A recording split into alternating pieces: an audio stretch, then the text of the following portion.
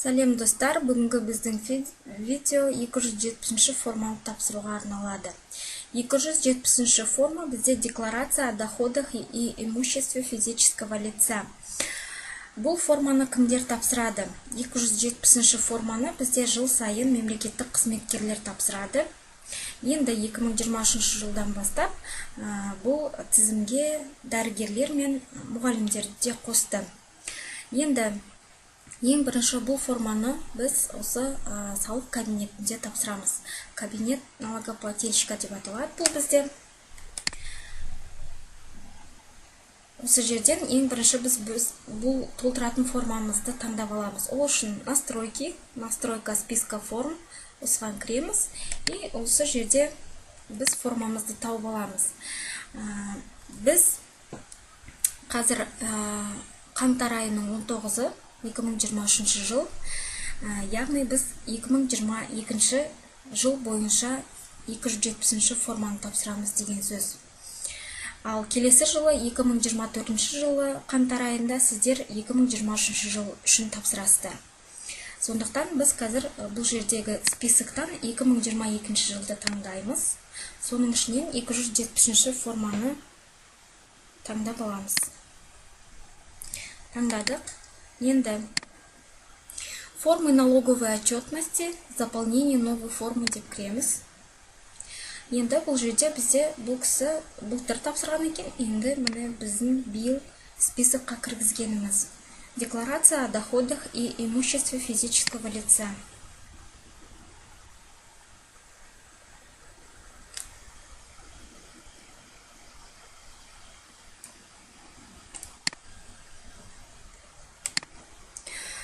Бұл декларацияны толтыру қиын емес. Бұл жерде сондай бір есеп қисап, сондай ештеңесі жоқ. Тек сіздер бұл жерде өздеріңіздің бір жылдық табыстарыңызды, бір жылдың ішінде алған мүлігіңізді көрсетесіз.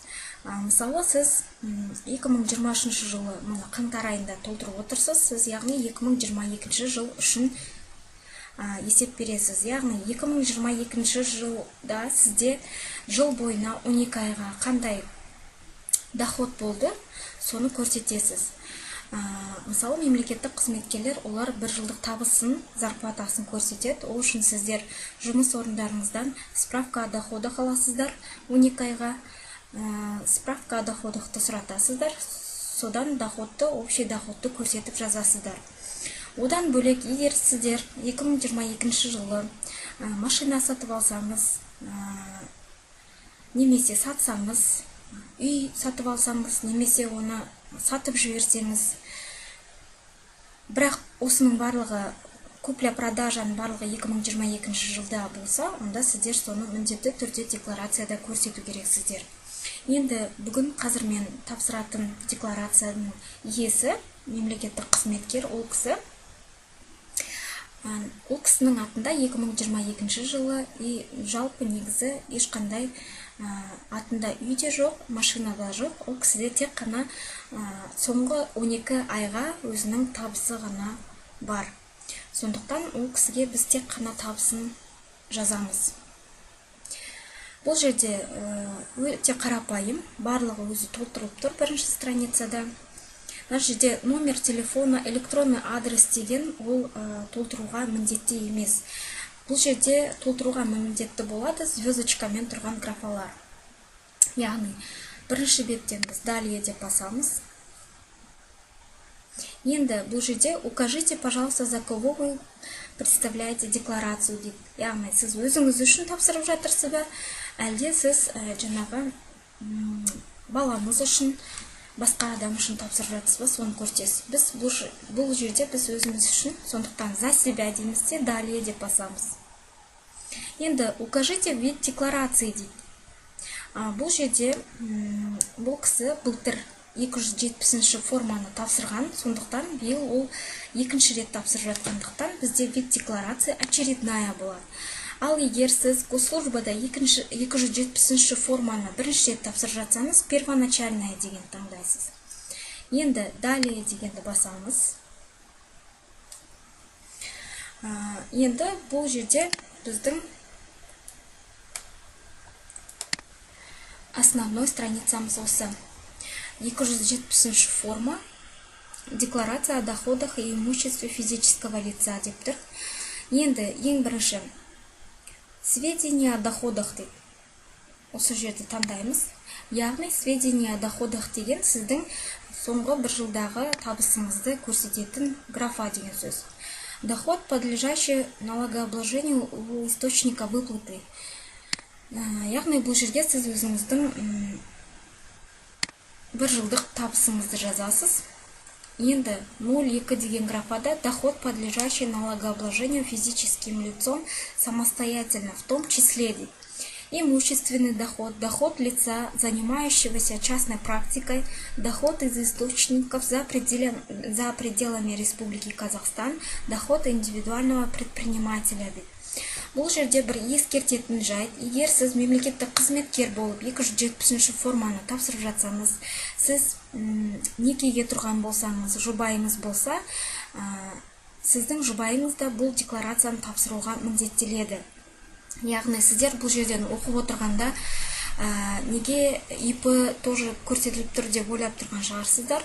Бұл жерде мемлекеттік қызметкерлер өз атынан жаңағы ИП ашып, ешқандай бір қосымша доходпен айналысуға заң бойынша болмайды. Сондықтан бізде мемлекеттік қызметкерлер 0,1 графа доход, подлежащий налогообложению у источника выплаты деген жерге өзінің жаңағы табысын, зарплатасын ғана көрсетеді. Ал егер сіздің жұбайыңыз, енді сіз мемлекеттік қызметкер болсаңыз, сіздің жұбайыңызда атында ИП болса, не болмаса ол кісі жаңағындай нотариус, сол сияқты частный практикамен айналысатын бір кісі болса, онда ол кісіде бұл жерде доходын жазады. Мысалы, ИП болса 0,2D доход индивидуального предпринимателя деген жерге жұбайыңыз өзінің доходын жазады. И бұл жерге тоже жаңағы доходты қайталап жазады. Енді біз қазір мемлекеттік қызметкердің өзіне ғана толтырып жатқандықтан, ол кісінің өзінің ғана табысын жазамыз бұл жерге. Енді қазір мен мемлекеттік қызметкердің тапсыруы бойынша мысал келтіріп толтырып отырмын, но бірақ мен тағы бір видео түсіремін, ол жерде мемлекеттік қызметкерінің жұбайы қалай тапсырады, сол туралы видео болады. Біздің мемлекеттік қызметкердің бір жылдағы табысы 2,980,000 теңге. 2,980,000 теңге. Болды. Енді астында сіздер раздел С. Общая сумма корректировки доходов в соответствии со статьей 341 налогового кодекса. Мемлекеттік қызметкер болғандықтан, жаңағы бұл жерлерде сіздерде ештеңе көрсетілмейді. Жаңағындай ИПН, мысалы, бұл кісілер жаңағындай бұл кісілерден ешқандай подоходный налог ұсталмайды. Сондықтан мен подоходный налог деген жерін толтырмаймын. Егер бұл кісінің атында имущество болса, раздел F деген жерге сіздер имуществоны толтырып жазасыздар. Раздел F деген жерге сіздер мысалы 2022 жылы жаңағындай өздеріңіз үй сатып алсаңыздар, квартира сатып алсаңыздар, осы F деген разделға толтырасыздар. Енді раздел G. Сведения об отчуждении имущества. Бұл жерде сіздер мысалы машинаңызды сатсаңыз, не болмаса басқандай да бір имуществоңызды сатсаңыз, осы G деген разделға жазасыздар. Добавить поле деп толтырасыздар. Бірақ менде қазіргі мысалда бұл кісінің атында ешқандай мүлік жоқ, сондықтан мен бұл графаларды толтырмаймын. Енді бізде қалған жерлерді толтырмаймыз. Яғни мемлекеттік қызметкердің мысалы ретінде болғандықтан бұл жердегі қалған графалардың ешқайсысын толтырмаймыз. Нәрде для заполнения частными нотариусами деп тұр, судоисполнителем, адвокатом деп тұр, медиатором деп тұр. Яғни бұл жерде сіз жұбайы ретінде нотариус болсаңыз, онда бұл графалар толтырылады. Ал біз тек мемлекеттік қызметкер үшін толтырып отырғандықтан тек қана доход. Мемлекеттік қызметкер қосымша өзінің атынан жаңағыдай қандай да бір бизнес ашып жұмыс істеуге заң бойынша болмайды. Сондықтан бұл кісіде тек қана өзінің зарплатасы, тек қана өзінің доходын көрсетіледі. Және атындағы үйі, квартирасы көрсетіледі, егер ол 2022 жылы сатып алынған болса, немесе сатып жіберген болса. Ал егер сіздің атыңыздағы үй бұрыннан болса, мысалы 2015 жылдан бастап болса, онда сіз оны сол жылдары декларация тапсырған кезде, немесе сіз 2015 жылдан бастап сіздің атыңызда үй бар, бірақ та сіз мемлекеттік қызметке тек 2022 жылы немесе 2021 жылы келсеңіз, сіз ең бірінші мемлекеттік қызметкер болып тапсырған кезде 270 емес 250 форматны тапсырасыз, яғни ол да декларация. Сол жерде сіз өзіңіздің атындағы мүлігіңізді жазып кетесіз. Сол бұрыннан бар сіздің имуществоңызды көрсетесіз. Ал 270 формадағы имущество ол сіздің өткен жыл үшін есеп беріп жатқандықтан, өткен жылда сатып алған немесе сатып жіберген мүлігіңіз туралы барлық ақпаратты жазып өтуіңіз керек. Енді біз мемлекеттік қызметкердің табысын жаздық. Енді далее деп басамыз. Бұл жерде бізде бәрі түсінікті. Код органа госдоходов деп тұр, иә? Бұл жерде сіз өзіңіздің пропискаңыз қай жерде, сол жердің кодын таңдайсыз.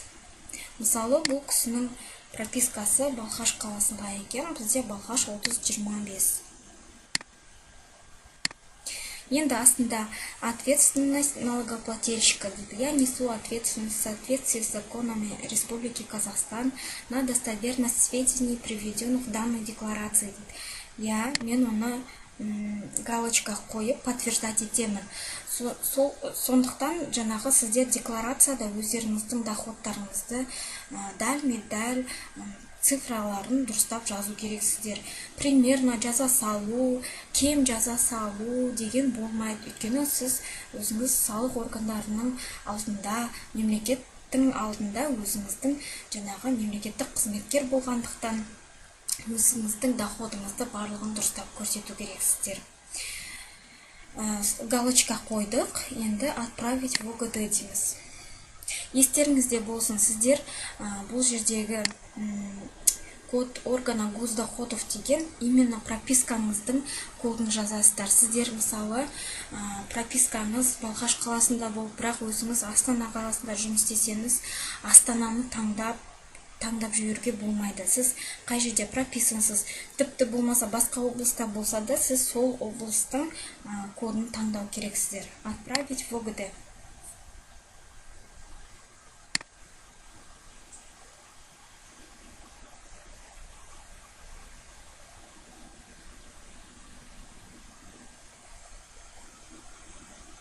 Декларацияда сіздер сатып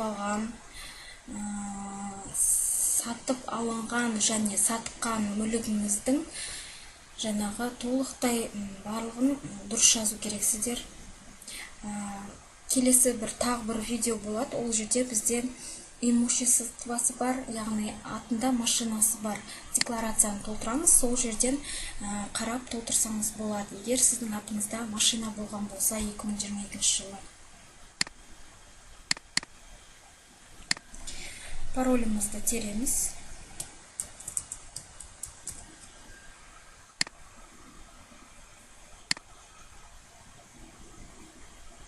Отправка успешно завершена. Окей. Енді декларациямыз кетті. Оны тексеру үшін формы налоговой отчетности, журнал форм деп журналға кіреміз. Бұл жерде дата приема в ОГД, дата подачи ФНО деп тұрады. Бұл жерде сіз датаны қоймай-ақ жалпы найти деп бассаңызға болады. Барлық сіздің тапсырылған формаларыңыз осы журналда болады. Міне, қараңыздар.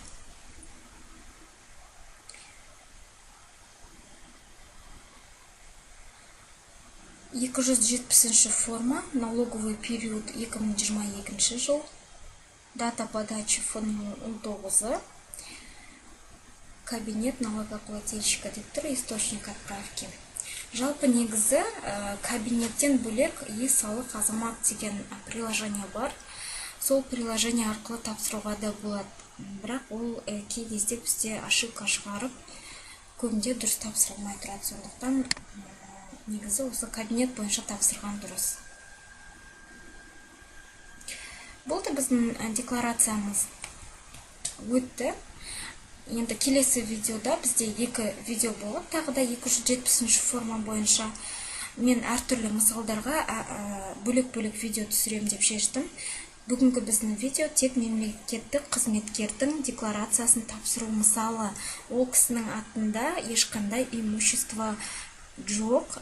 2022 жылы ешқандай машина, үй сатып алмаған, сатпаған, тек қана доходын көрсетіп тапсыру. Ал келесі видеоларда бізде мемлекеттік қызметкердің жұбайы қалай тапсырады. И тағы бір видеода жаңағы мемлекеттік қызметкер, оның атында 2022 жылы сатып алынған машина бар. Сол бойынша мысалда тағы бір видеолар болады. Сондықтан, егер осы видеолар сізге қажет болып, сізге керек болып, именно сол видеолармен түсірем десеңіз, менің каналыма тіркеліп қойыңыз, ол видеоларды жіберіп алмас үшін. Және де, егер видео пайдалы болса, лайк басып, каналыма тіркеліп қойыңыз.